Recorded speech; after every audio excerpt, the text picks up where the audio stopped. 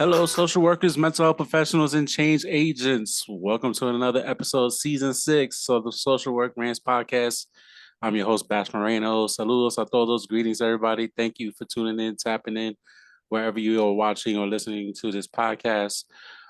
Continue to follow the podcast on social media platforms, starting on Instagram at the Social Work Rants podcast. That's all one word. Follow the podcast on Twitter. Don't let Elon scare you at Social Work Rants, and don't let Zuckerberg scare you. Type in the Social Work Rants podcast on Facebook, aka Meta. Tune in, tap into all the memes, all the education, or the entertainment that goes on. What I try to do to enlighten us in the field of social work. Uh, this and also hit that red subscribe button on YouTube. So I finally hit the 100 subscribers. So I appreciate everybody subscribing. So next up, get to 200 sometime soon. So slowly but surely, and I appreciate all the love and support. Gracias a todos por su apoyo. This episode of the podcast is brought to you by Bass City Entertainment, your home for online holistic self-care, featuring poetry and online Zumba classes, featuring my book. If you got the book, one of the hottest books in 2022, Triumph Through Pain, How to Maximize Your Full Potential During Hard Times. It's only 30 pages, folks, front and back. Is available on Amazon paperback and Kindle, and in 2023 will be on Audible in God's will. So book is out for those that purchase. Thank you so much. Please leave a review. And my guest at this time, I've been following this talented social worker for a while, doing great things in the Charm City, as call it, down in Baltimore. Baltimore has been a hot topic, especially if you're into real estate. Definitely within like 2022, the Baltimore is supposed to be like the next hot market. Don't let the shows like The Wire fool you, or everything going on politically. And we got African American mayor who's trying to do great things, and also they got a brand new African American governor. Did he start yet? I don't know if he started yet, but we got him. So, Portia, how you doing? I'm all right. How are you? Thank you for having me. I appreciate it. No problem. It's been a long time coming. One of the things I've learned podcasting is patience is a virtue. So, Facts. That's very true. so thank you for coming on. For those who don't know who you are, let people know who you are, what you do in our wonderful yet fascinating, challenging field of social work. Sure. So I am Portia, the social worker, SOUL. I do what I can for my soul to make sure other soul feels whole. I am the founder of Minds Over Matter LLC. So I do mental health consulting, awareness, and all my products and things like that are related to that. I'm pretty much your plug. So if you need something, I'm going to connect you to it, or somebody who can connect you to it. My full-time job, I am a field instructor. So I supervise social work interns, master's level, and I also supervise macro social workers, community school directors. So yeah, that is me in a quick little nutshell. Well, awesome. How long you been doing the field instructor? Since August. So I've had interns at my previous agency before, but now it's pretty much my primary job outside of supervising also the community school directors.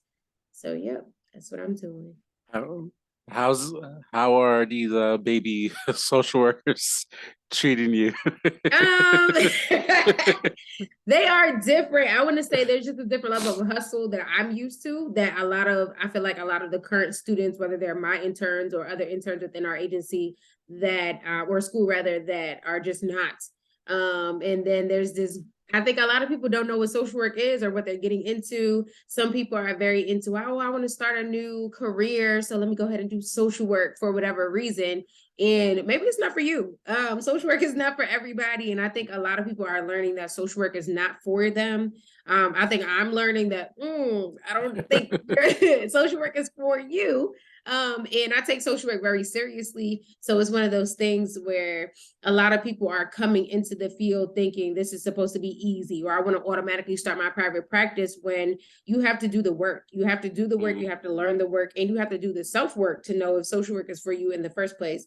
A lot of people have biases. I'm learning. It's a lot of people who are more invested than other people. So it's been interesting working with the various interns that we have, based off of just what their heart is, or what their heart posture is like, because a lot of them are just coming into the field for no reason at all, or they should be in other fields, kind of thing. So it's interesting, that's for sure. You can tell who's supposed to be a social worker and who might need to go somewhere else. So what are like the signs that you see, like, okay, maybe like this person may not be like an appropriate like candidate for the fit, because it's all about, you got to be appropriate, you got to know what the hell you're doing, like in it, right.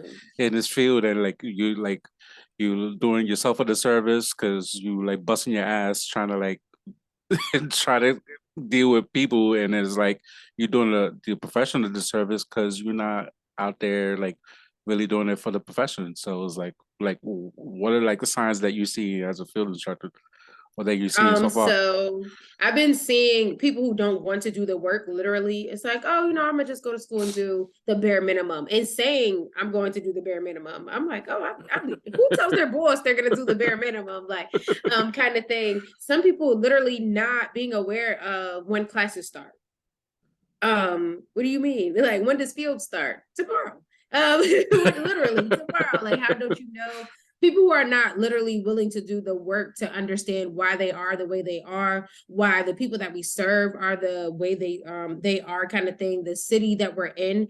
Even as a student, I've learned the same thing, that a lot of people come into social work, especially in Baltimore, and they're in spaces where they're like, oh, well, this is what I feel about Baltimore. This is how Baltimore City is. And you're scared to go across the street to MLK or to the old Lexington Market, kind of thing, and not being aware of those type of things, and really just coming in with implicit bias and not willing to work on it. Because I have some people who, they do have biases. We all have biases, but there are some people who recognize, okay, I have a bias. I need to work on it. How can I do that effectively so that I can be in my role? And then you have other people who are intimidated because I'm a Black woman telling them that they need to meet a deadline. So it's like, what? Like, you're intimidated because I told you have to meet a deadline, and now I'm punitive, kind of thing, versus you're not doing your part and I'm trying to work with you, but because I'm telling you this is a deadline and because I'm a Black woman, you're feeling inferior for whatever reason. So definitely a lot of those signs have been coming up and what that looks like.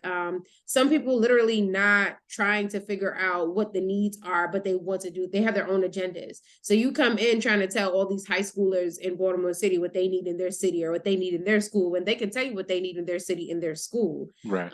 So definitely the different signs like that, for sure. Oh my goodness.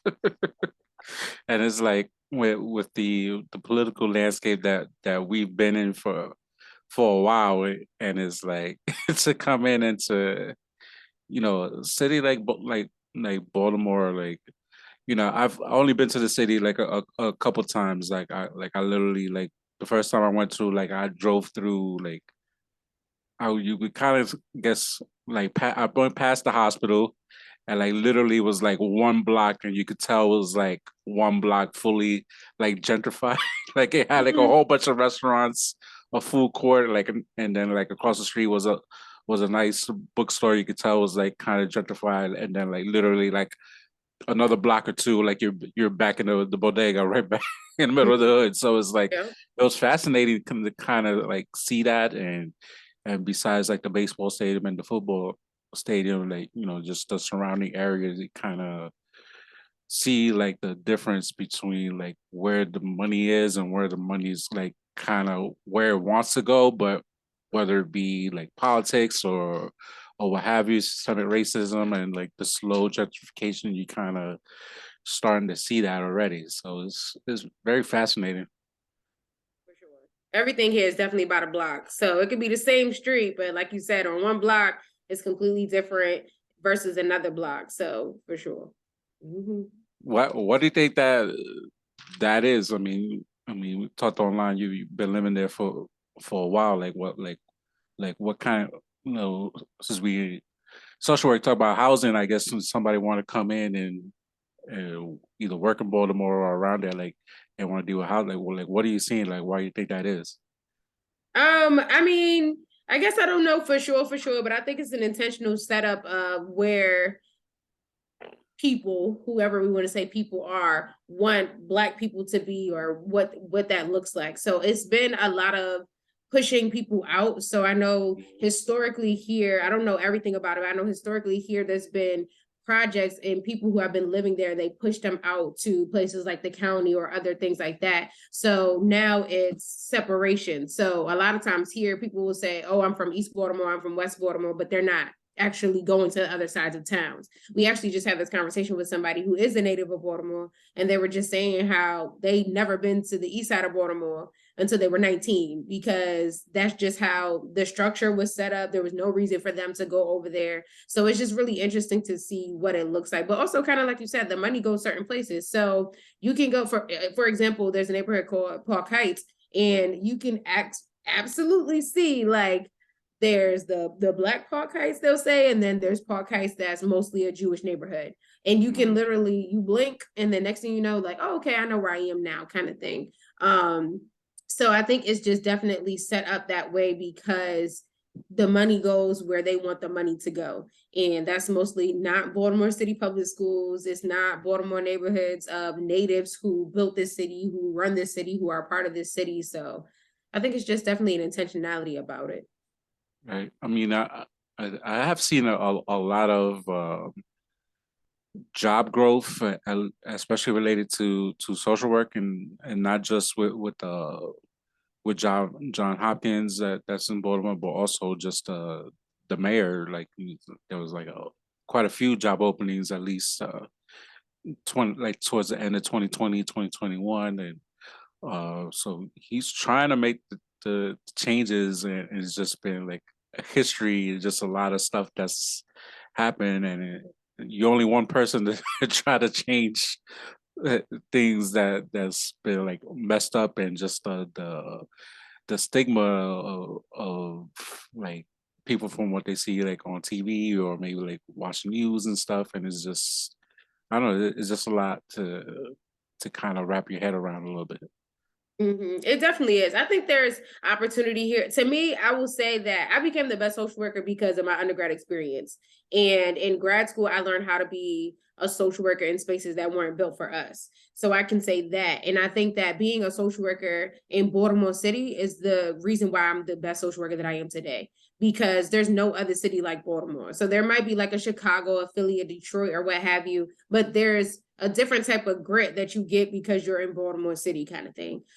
So I think there are definitely opportunities for jobs. I think some of the jobs are not paid well. So it's like, yeah, you want somebody to come in and do this work or this grassroots work or the community work, but you got to pay us to do this community work because it's a Exactly. hustle and bustle kind of thing. So yes, I think there's definitely a lot of opportunity in the city, especially to do different types of social work, for sure. So I think that, that's what kept me here, because I knew that, okay, once I graduate, I can find a job in Baltimore and do the different things that I'd like to do. And also because I knew that, just like kind of like you were saying earlier, like Baltimore can be a thriving city and is a thriving city that people don't see. So it's not just a wire. I like to say that Baltimore is like a hidden gem in plain sight.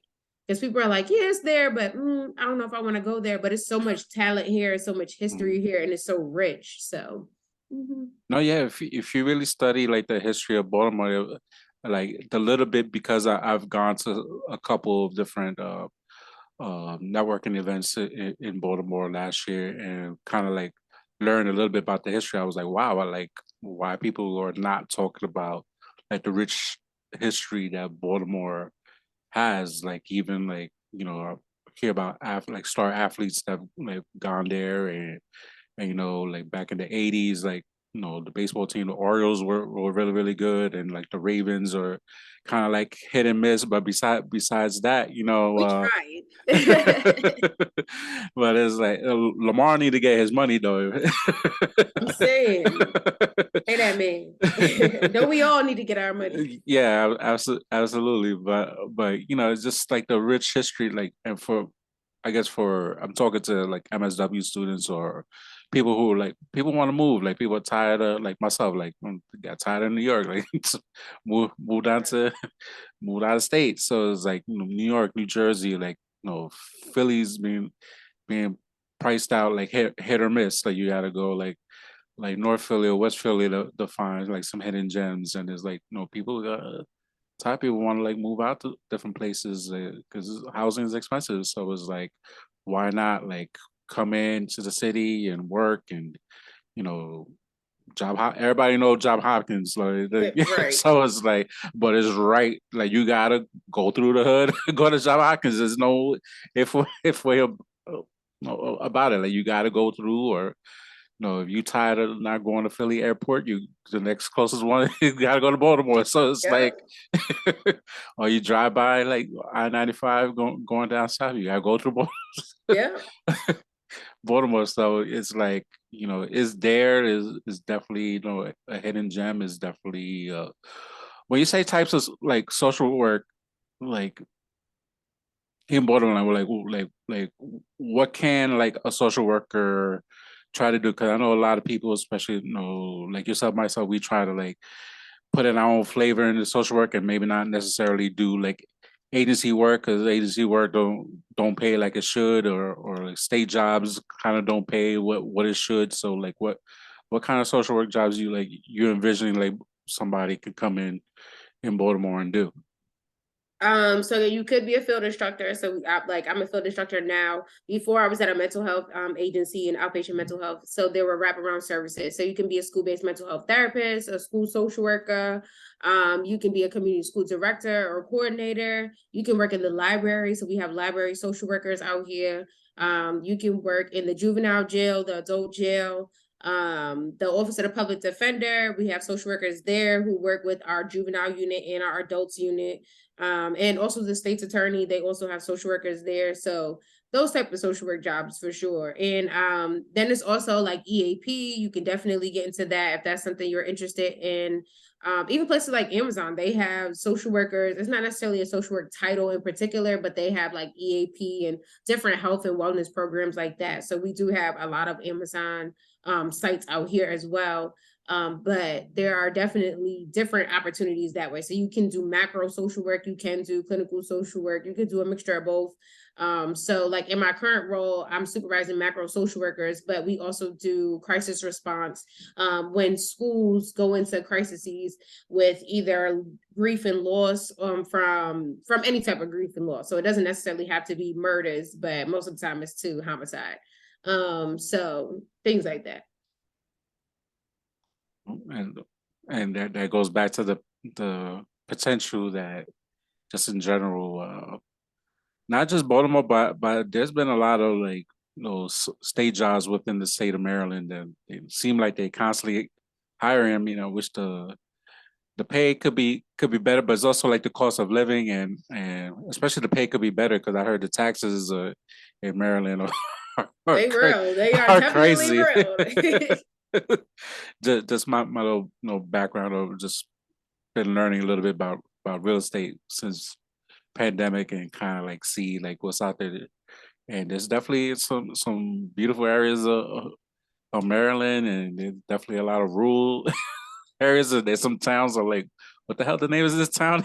So it's like real tiny. It's like you kind of like back in like in the 50s, and it's like, but it's definitely has its charm. So it's definitely a state worth looking into living and working. Like the jobs are out there. Just look up state of Maryland jobs, and as long as you have your license. And I know there's a different type. There's like a LG type of So license. we Like, used to have the LGSW. Now it's called the LMSW. So when I became a social worker, it was LGSW, but now it's LMSW. That's your first licensure. So you'll hold okay, that for 2 years until you get your C. So yeah, so we used to have that, but it switched to LMSW. Yep. okay, So it's okay. definitely opportunities. I think in different places they'll pay you in different ways. So even the mayor's office, they have a lot of opportunities. I post a lot of opportunities once I see them. And even with like the state jobs, you would apply to a state job and they'll contact you. I had a state job contact me in like September, and I applied maybe like last year. And they were like, "Hey, you applied like last year," and I was just like, "What?" I don't remember applying to this, but they remind you like you applied to it, and this is what we're hiring for. I know the school system definitely does hiring, so I know people are interested in school social work, and they do a heavy hiring in the summertime before school starts. So that's always an opportunity. In all of Maryland, they are looking for different places. But Baltimore is like its own state within the state. So No, sure. that's true.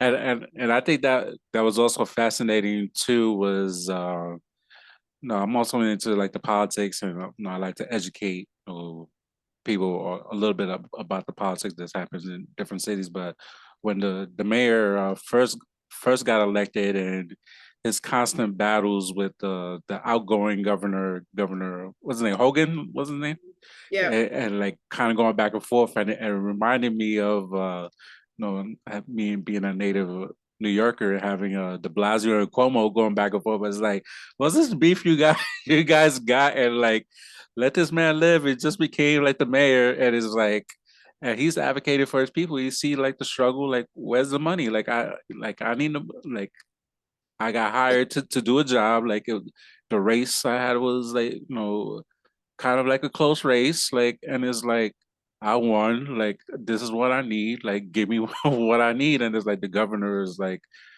kind of like f you in a way. It is like I don't know, that was like the outsider looking at it. I don't know, like you live in there, like you put more insight into it.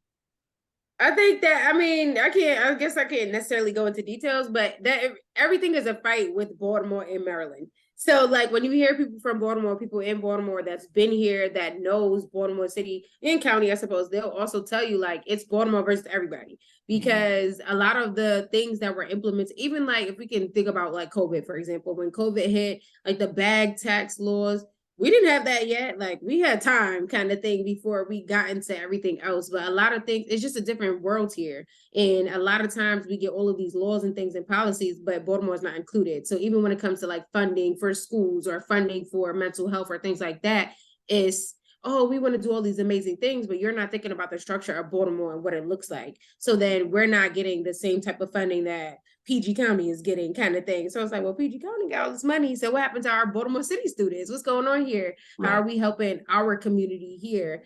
And it's like it's just a constant fight.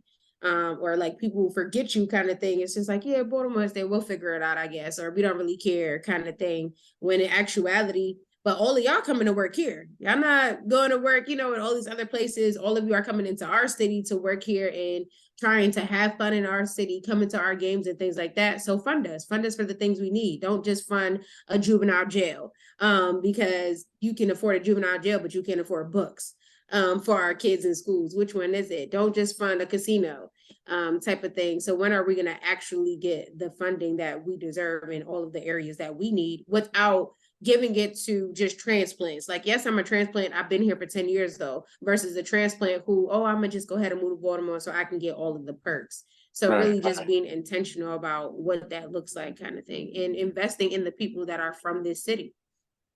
No, absolutely. And that's very important. I know we talked about offline about, if you lived in the city, I know city council, what they are trying to do. I don't know if they actually did it, but I know as of last year, April, they were like having a program like if you lived in the city or you're a native for like 10 years, like you could invest in, like they have a housing lottery. So it's like we said at the beginning, like Baltimore is kind of like inching closer to like the next major city of like possible gentrification, kind of a next housing boom. And so it's just slow, and for some reasons like kind of like a block basis. So it's like you got the transplants, they like kind of like peaking, like which block is it, and it kind of like, so it's like it's been fascinating and challenging. And I'm always looking at, okay, what about like the natives, and what about like the social workers working, like how, especially if you work in housing or when you work in the school system, and you got people like struggling for housing, like people like are slowly losing their housing because of all the COVID stuff is ending. Like people like are now going to housing courts, and a little by little, like they got to pay their rent and stuff. So it's like all the stuff that the only thing that's kind of still going is the student loan student loan part. New podcast episodes every Friday. Like you might as well cancel the damn loans because it's like Literally. so it's like you might as well pay these loans. Just forgive them. At least I always said at least social workers, doctors, nurses, like those have been in the front lines. We already do our W-2s every year. You already got our tax info. You already got our social security number, so you already can tell like who's been working for how many years in the field. Like just cancel the freaking loan. Right. Please, literally. I think they forget about us though. It's like, oh, healthcare workers, you know that we're frontline workers, right? We're doing the work. Yeah. So also keeping that in mind. But yep, I totally agree. And we hoping for it. Shoot. And it's like it's kind of almost like traumatic in a way. It's like come on, like we out here busting our butts. We like all day, every day, like in the front lines, especially during COVID. Many of us like risking our own lives, helping our clients out, and it's like the least you could do is get rid of these loans. And it kind of goes back to the beginning, like the people that you supervise. If you having a lax approach of when class start or when you just like wasting money because now like then don't complain that that you want your Right. loans forgiven but you're not doing the work. That's a fact. That is definitely a fact. uh, so how was 2022 for you? 2022 was a lot. It was a lot of transitioning. So I actually went back to work in 2022 versus being in a space of full-time private practice. So that's been interesting because I started at my current job in August and I'm still have my private practice. It's just not full time. And then also just navigating what private practice has looked like. So I didn't go back to work until August. So I've been still in full-time private practice from January to August. So just navigating the changes in that and what I want my business to be like, my brand to go into and things like that. So that's how 2020 went. Definitely a lot of transitions and brand. So what what are the type of things that you see like people struggling with in your private practice? a lot of it has been transitions, honestly. So it's been a lot of self-awareness, but it's like, what do you do with that self-awareness? So I've noticed that a lot of people are like, okay, now I'm aware of why I am the way I am or what I'm doing and what I want to do differently, but how do I implement that, especially implementing it amongst people who are not doing the work? A lot of people are in therapy for the people who are not in therapy, or because of the people who are not in therapy. So that's what I've noticed a lot. A lot of people who are I think a lot of people are also accepting the things that they've wanted because now it's coming to fruition. So it's like, well, how do I accept that I'm not waiting for the other shoe to drop? How do I really just walk in the fact that, yeah, I deserve this and I can walk in this and I can keep this versus feeling like, well, something is going to happen, so I can't enjoy it. So, That's actually very very enlightening. I like that people just going for it instead of instead of just like you said just waiting for is it gonna come, is it gonna come, and you might as well just go for it. Sometimes you got to create your own opportunities, and I always say like just shoot your shot because you just never know. you just never know. Exactly. You literally never know. I've had people contact me like, oh, like, can you just come and speak? I'm like, yeah. They're like, oh, is that easy? Yeah. Why not? Kind of thing. So literally just shoot your shot. You literally never know. Most you can get is a no, but that doesn't mean it's a no forever. And it might be a no from that person, but it might be a yes from somebody else. So No, yeah, absolutely. Um, what are you envisioning for 2023?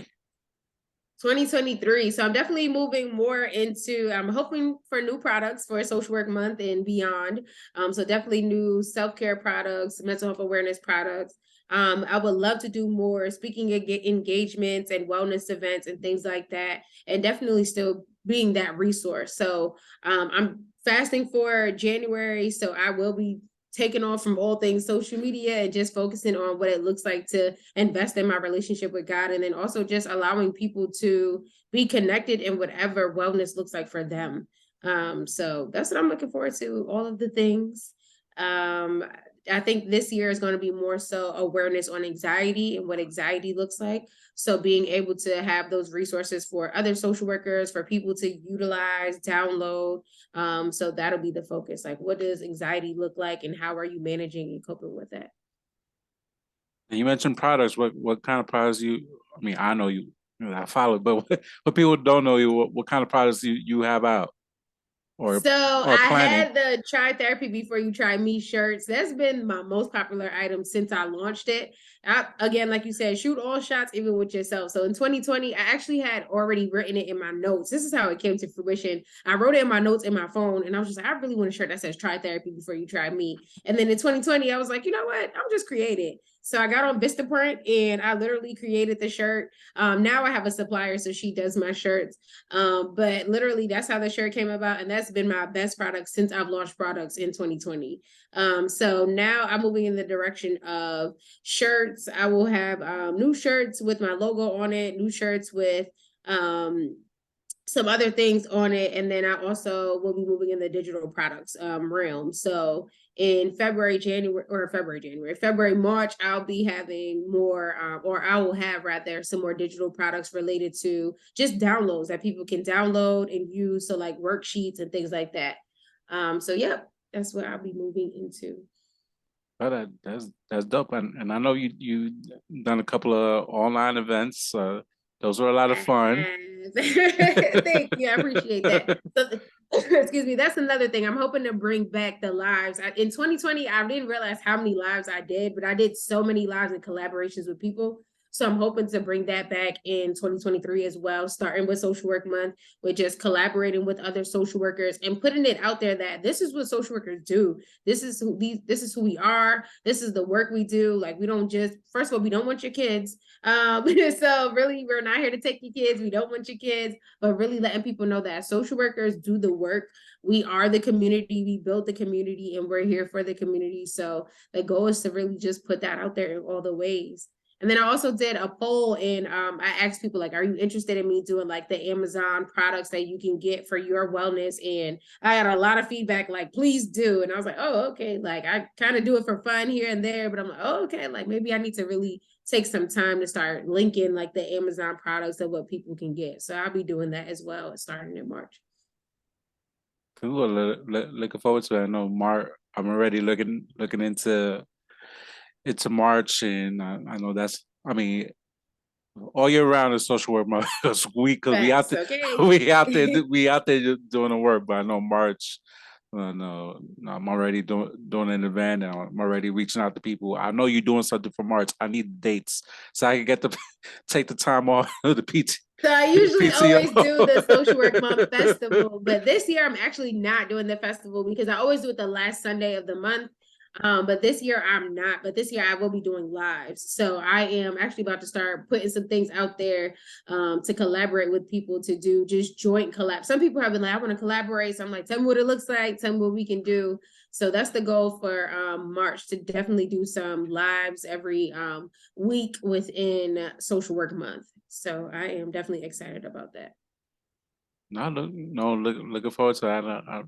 I've caught a few of your lives, and it's always entertaining, or also educational, because you're talking to other social workers and they doing something like you never even thought of doing, or if you done it and you either liked it or you didn't like it, and you just have like a different aspect of it. So it's like definitely interesting. And we do a lot. We do a whole lot of different things, and it's like different cities or even within the same city, and it's like there's so many different like avenues that you can get into in our field and in our space. And sometimes I just wish, like, these social work grads programs don't like focus on like get your license and just do like private practice as like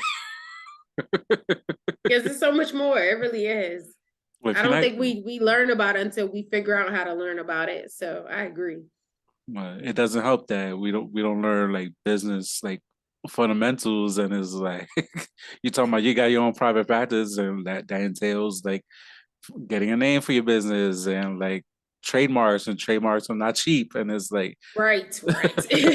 I learned everything the hard way. So that's another conversation for another day. But I definitely learned everything the hard way. And I shared that. I think not enough people share or are transparent and honest about the things they've done wrong. So literally, like, I let things expire and I'm like, oh wait, I can't let this expire. I have to repay for this now, kind of thing. And I don't think people speak about that enough. So I'm definitely very transparent in all that I do, so people know that like I had to learn I did the wrong thing, so I had to learn how to correct those so that I can do it the right way. So no, it is very, very important, especially like I said, it was not learned in grad school. And I'm always talking about like how you try to teach us to go into private practice, but there's no classes on business formation, and whether it be like get an LLC if you need an LLC, and then it's like the like 2020 came pandemic, and then like everybody's talk about like financial literacy is like too much like overload, who to really trust, who to follow, this and that, and it just became like a lot, and you kind of had to like make those mistakes on your own, and learn, and follow, like you gotta follow like legit people, and it's like, I know we've had like offline conversations on like back and forth messaging, like in terms of trademarks, like who do you use, because I'm trying to trademark this year. That's one of my goals, is trademarking like the podcast, and I got some other sayings, with my business that I'm looking forward to. But I need to be generating money in order to right, like that's do real that. to So pay it's for like, them. Yeah.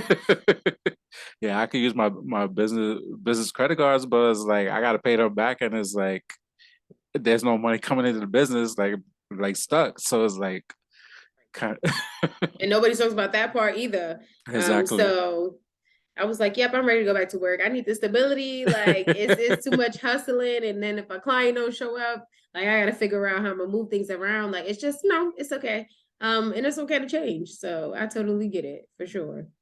No, absolutely, and those these are the conversations that I like to have on this podcast, especially I have not only just seasoned social workers, but MSW students that listen, and like this is stuff that you gotta like figure out, and yeah, we still kind of sort of still in the pandemic stuff, and COVID still out there, and monkeypox, MSV, like all these other What's viruses, going whatever on? going, Right. like we gotta we gotta protect ourselves, and people, and all these remote jobs, like they shrinking, so it's like you got to be out there in the field just to do the work. Yep. So it's like, all right, we got to figure stuff out. So that being said, like, where can people find you?